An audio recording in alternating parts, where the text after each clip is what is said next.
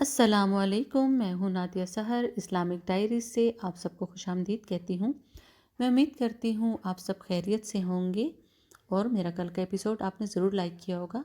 آج ہم ذکر کریں گے غزوہ خیبر کے آگے کے واقعات کے بارے میں۔ تو چلیں شروع کرتے ہیں۔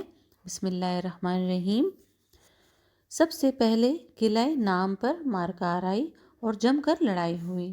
حضرت محمود بن مسلمہ رضی اللہ تعالیٰ عنہ نے بڑی بہادری اور جان نثاری کے ساتھ جنگ کی، مگر سخت گرمی اور لو کے تھپیڑوں کی وجہ سے ان پر پیاس کا غلبہ ہو گیا اور وہ قلعہ نام کی دیوار کے نیچے سو گئے۔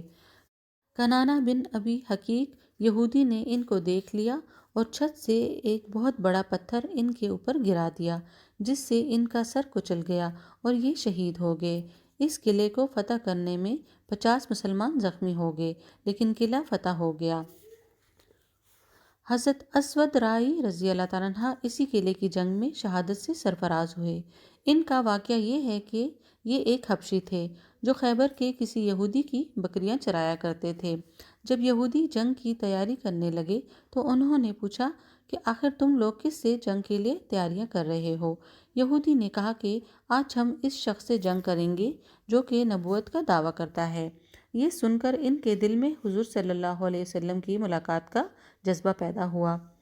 چنانچہ یہ بکریاں لیے ہوئے بارگاہ رسالت میں حاضر ہو گئے اور حضور صلی اللہ علیہ وآلہ وسلم سے دریافت کیا کہ آپ کس چیز کی دعوت دیتے ہیں؟ آپ نے ان کے سامنے اسلام پیش فرمایا۔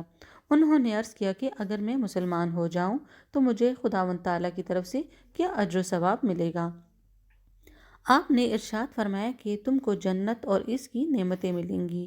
انہوں نے فوراً ہی کلمہ پڑھ کر اسلام قبول کر لیا۔ پھر عرض کیا کہ یا رسول اللہ، یہ بکریاں میرے پاس امانت ہیں، اب میں ان کو کیا کروں؟ آپ نے فرمایا کہ تم ان بکریوں کو قلعے کی طرف ہانک دو اور ان کو کنکریوں سے مارو، یہ سب خود بخود اپنے مالک کے گھر پہنچ جائیں گی۔ چنانچہ یہ حضور صلی اللہ علیہ وسلم کا معجزہ تھا کہ انہوں نے بکریوں کو کنکریاں مار کر ہانک دیا، وہ سب اپنے مالک کے گھر پہنچ گئی۔ اس کے بعد یہ خوش نصیب حبشی ہتھیار پہن کر مجاہدین اسلام کی صف میں کھڑا ہو گیا اور انتہائی جوش و خروش کے ساتھ جہاد کرتے ہوئے شہید ہو گیا۔ جب حضور صلی اللہ علیہ وسلم کو اس کی خبر ہوئی تو فرمایا کہ عمل قلیل و اجر کثیرا، یعنی اس شخص نے بہت ہی کم عمل کیا اور بہت زیادہ اجر دیا گیا۔ پھر حضور صلی اللہ علیہ وآلہ وسلم نے ان کی لاش کو خیمہ میں لانے کا حکم دیا اور ان کی لاش کے سرہانے کھڑے ہو کر آپ نے یہ بشارت سنائی کہ اللہ تعالیٰ نے اس کے کالے چہرے کو حسین بنا دیا، اس کے بدن کو خوشبودار بنا دیا، 2 حوریں اس کو جنت میں ملیں۔ اس شخص نے ایمان اور جہاد کے سوا کوئی دوسرا عمل خیر نہیں کیا، نہ ایک وقت کی نماز پڑھی، نہ ایک روزہ رکھا، نہ حج و زکوٰۃ کا موقع ملا، مگر ایمان اور جہاد کے سبب سے اللہ تعالیٰ نے اس کو اتنا بلند مرتبہ عطا فرمایا کہ اللہ تعالیٰ نے اسے بخش دیا۔ حضور صلی اللہ علیہ وسلم کو پہلے ہی سے یہ علم تھا کہ قلعہ غطفان والے ضرور ہی خیبر والوں کی مدد کو آئیں گے، اس لیے آپ نے خیبر اور غطفان کے درمیان مقام رجی میں اپنی فوجوں کا ہیڈ کوارٹر بنایا اور خیموں پر برداری کے سامانوں اور عورتوں کو بھی یہیں رکھا اور یہیں سے نکل نکل کر یہودیوں کے قلعوں پر حملہ کرتے رہے۔ قلعہ نامام کے بعد دوسرے قلعے کو بھی بآسانی بہت جلد فتح ہو گئے، لیکن قلعہ کموز چونکہ بہت ہی مضبوط اور محفوظ قلعہ تھا اور یہاں یہودیوں کی فوجیں بھی بہت زیادہ تھیں اور یہودیوں کا سب سے بڑا بہادر مرہب خود اس قلعے کی حفاظت کرتا تھا، اس لیے اس قلعے کو فتح کرنے میں بڑی دشواری ہوئی، کئی روز تک یہ مہم سر نہ ہو سکی۔ حضور صلی اللہ علیہ وسلم نے اس قلعے پر پہلے دن حضرت ابوبکر صدیق رضی اللہ عنہ کی کمان میں اسلامی فوجوں کی چڑھائی کے لیے بھیجا اور انہوں نے بہت ہی شجاعت اور جاں بازی کے ساتھ حملہ فرمایا، مگر یہودیوں نے قلعے کی فصیل پر سے اس زور کی تیر اندازی اور سنگ باری کی کہ مسلمان قلعے کے پھاٹک تک نہ پہنچ سکے اور رات ہو گئی۔ دوسرے دن حضرت عمر رضی اللہ تعالیٰ عنہ نے زبردست حملہ کیا اور مسلمان بڑی گرمجوشی کے ساتھ بڑھ بڑھ کر دن بھر قلعے پر حملہ کرتے رہے، مگر قلعہ فتح نہ ہو سکا۔ اور کیوں کر فتح ہوتا؟ فاتح خیبر ہونا تو علی رضی اللہ تعالیٰ عنہ کے مقدر میں لکھا تھا۔ چنانچہ حضور صلی اللہ علیہ وآلہ وسلم نے ارشاد فرمایا کہ کل میں اس آدمی کو جھنڈا دوں گا جس کے ہاتھ پر اللہ تعالیٰ فتح دے گا، وہ اللہ اور رسول کا محب بھی ہے اور محبوب بھی ہے۔ راوی نے کہا ہے کہ لوگوں نے یہ رات بڑے اضطراب میں گزاری کہ دیکھیے کل کس کو جھنڈا دیا جاتا ہے۔ صبح ہوئی تو صحابہ کرام خدمت اقدس میں بڑے اشتیاق کے ساتھ یہ تمنا لے کر حاضر ہوئے کہ اعزاز و شرف ہمیں مل جائے، اس لیے کہ جس کو جھنڈا ملے گا اس کے لیے 3 بشارتیں ہیں۔ نمبر 1، وہ اللہ اور رسول کا محب ہے۔ نمبر 2، وہ اللہ اور رسول کا محبوب ہے۔ نمبر 3، خیبر اس کے ہاتھ سے فتح ہوگا۔ حضرت عمر رضی اللہ تعالیٰ عنہ کا بیان ہے کہ اس روز مجھے بڑی تمنا تھی کہ کاش آج مجھے جھنڈا عنایت ہوتا۔ وہ یہ بھی فرماتے ہیں کہ اس موقع کے سوا مجھے کبھی بھی فوج کی سرداری اور افسری کی تمنا نہ تھی۔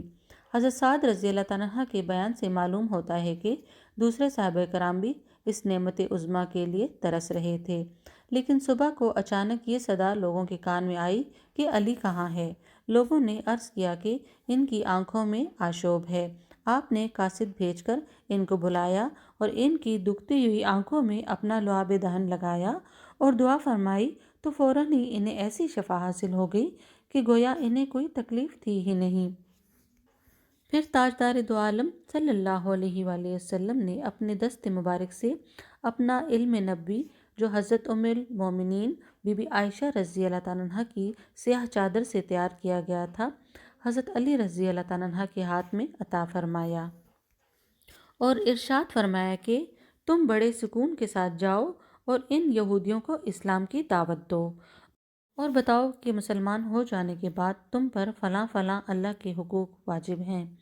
خدا کی قسم اگر ایک آدمی نے بھی تمہاری بدولت اسلام قبول کر لیا تو یہ دولت تمہارے لیے سرخ اونٹوں سے بھی زیادہ بہتر ہوگی۔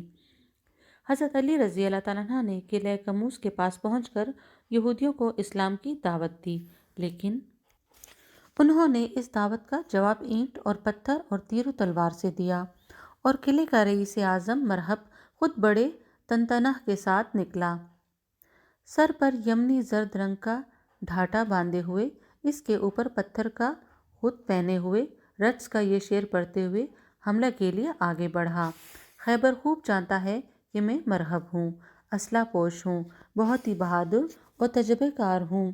حضرت علی رضی اللہ تعالیٰ عنہ نے اس کے جواب میں رجز کا یہ شعر پڑھا: میں وہ ہوں کہ میری ماں نے میرا نام حیدر یعنی کہ شیر رکھا ہے، میں کچھار کے شیر کی طرح ہیبت ناک ہوں۔ مرہب نے بڑے تمطراق کے ساتھ آگے بڑھ کر حضرت شیر خدا پر اپنی تلوار سے وار کیا، مگر آپ نے ایسا پینترا بدلا کہ مرہب کا وار خالی ہو گیا۔ پھر آپ نے بڑھ کر اس کے سر پر اس زور کی تلوار ماری کہ ایک ہی ضرب سے اس کا مغز کٹ کر باہر آ گیا، اور ذوالفقار حیدری سر کو کاٹتی ہوئی دانتوں تک اتر آئی اور تلوار کی مار کا فوج تک پہنچا، اور مرہب زمین پر گر کر ڈھیر ہو گیا۔ مرہب کی لاش کو زمین پر تڑپتے ہوئے دیکھ کر اس کی تمام فوج حضرت شیر خدا پر ٹوٹ پڑی، لیکن ذوالفقار حیدری بجلی کی طرح چمک چمک کر گرتی تھی، جس سے صفیں کی صفیں الٹ گئیں اور یہودیوں کے مایہ ناز بہادر مرہب، حارث، اسیر، عامر وغیرہ کٹ گئے۔ اسی گھمسان کی جنگ میں حضرت علی رضی اللہ تعالیٰ عنہ کی داڑھ کٹ کر گر پڑی تو آپ نے آگے بڑھ کر قلعہ کموز کا پھاٹک اکھاڑ دیا اور کواڑ کو ڈھال بنا کر اس پر دشمنوں کی تلواریں روکتے رہے۔ یہ کواڑ اتنا بڑا اور وزنی تھا کہ بات کو 40 آدمی اس کو نہ اٹھا سکے۔ جنگ جاری تھی کہ حضرت علی رضی اللہ تعالیٰ عنہ نے کمال شجاعت کے ساتھ لڑتے ہوئے خیبر کو فتح کر لیا۔ حضور صلی اللہ علیہ وسلم کا فرمان صداقت کا نشان بن کر فضاؤں میں لہرانے لگا کہ کل میں اس آدمی کو جھنڈا دوں گا جس کے ہاتھ پر اللہ تعالیٰ فتح دے گا، وہ اللہ اور رسول عز و جل صلی اللہ علیہ وسلم کا محب بھی ہے اور اللہ اور رسول کا محبوب بھی ہے۔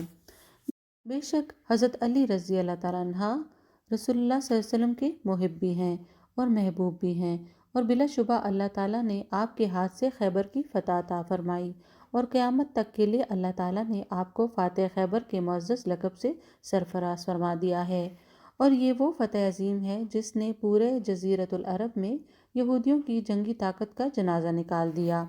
فتح خیبر سے قبل اسلام اور یہودیوں اور مشرکین کے گٹھ جوڑ سے نظر کی حالت میں تھا، لیکن خیبر فتح ہو جانے کے بعد اسلام اس خوفناک نظر سے نکل گیا اور آگے اسلامی فتوحات کے دروازے کھل گئے۔ چنانچہ اس کے بعد ہی مکہ بھی فتح ہو گیا۔ اس لیے یہ ایک مسلمہ حقیقت ہے کہ فاتح خیبر کی ذات سے تمام اسلامی فتوحات کا سلسلہ وابستہ ہے۔ بہرحال خیبر کا قلعہ کموز 20 دن کے محاصرہ اور زبردست معرکہ آرائی کے بعد فتح ہو گیا۔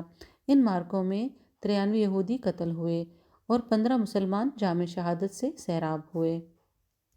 کل میں آپ کو فتح خیبر کے بعد کے واقعات بتاؤں گی۔ تو میرا آج کا ایپیسوڈ یہیں تک تھا۔ میری ویڈیو کو لائک کریں، شیئر کریں، میرے چینل کو سبسکرائب کریں۔ اپنی دعاؤں میں یاد رکھیے گا، اپنا بہت زیادہ خیال رکھیے گا۔ آپ سب کا بہت شکریہ۔ اللہ حافظ۔